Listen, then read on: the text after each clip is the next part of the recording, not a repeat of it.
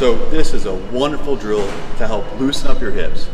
For those that know me and who have worked with me, they know that I strongly believe if you can get the hips strong and flexible, or a better word is having good mobility, you can really unlock almost any part of the body, including your ankles, your knees, your hips, your low back, your mid back. The hips are so crucial. For those that don't know me as well, I also had hip surgery when I was 23, okay? And I tried all different kinds of things to get that mobility back so that I could work out.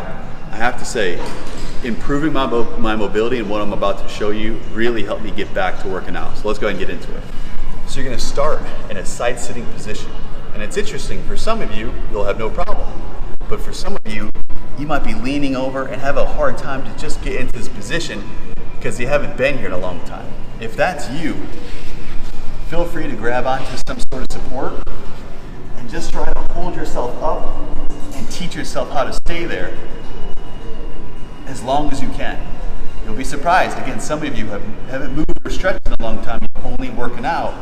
That just being in a side sitting position alone is very challenging. At least that's where I was, having done traditional bodybuilding type workouts for years on end without really stretching my hips. To get started, you might be in a little bit narrower spot. For those who are more progressive, you might be able to go a little bit wider. But what you're going to do, the next step would be allowing hand support, is you're going to kind of roll the hips from side to side. Notice how if I allow my hands, that's a little bit easier than the step I'm about to take you to, which would be no hands. Okay, so no hands.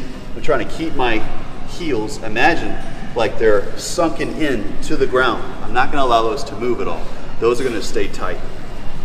So no hands makes it a little bit harder. The next step that I would say is allow your arms to go all the way overhead.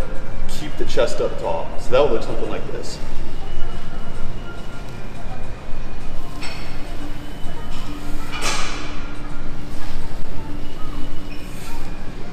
Now the final step, for those of you that are really flexible but want to continue to work on it, we're going to use a PVC pipe. I'll be back in a second. Okay, so just a light PVC pipe. You could get this at Home Depot. We're going to stop our spine from compensating. A lot of you actually have pretty good mobility in your spine, and it's tricky because your body, like water, will follow the path of least resistance. We don't want to get it from the spine, we want to get it from the hips. So what I'm going to do is kind of lock my spine here. Now, to be fair, I'm not quite ready for this, but I'll give it a shot. So I would kind of hold it there as I rotate.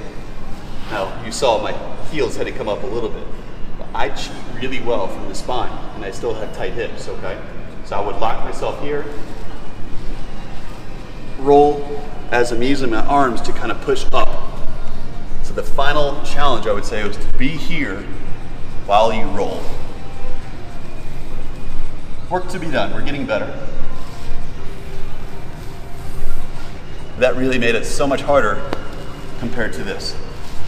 All right, so go ahead and try those out. This does take time. Hips are weight-bearing joints. They may take months to really crack through and open up, but I need you to be diligent, dedicated, and give yourself 3 minutes a day when doing some sort of a hip roll. You will notice significant improvements, not only in squat, not only in deadlift, but just everyday life, sitting down, standing up, what have you.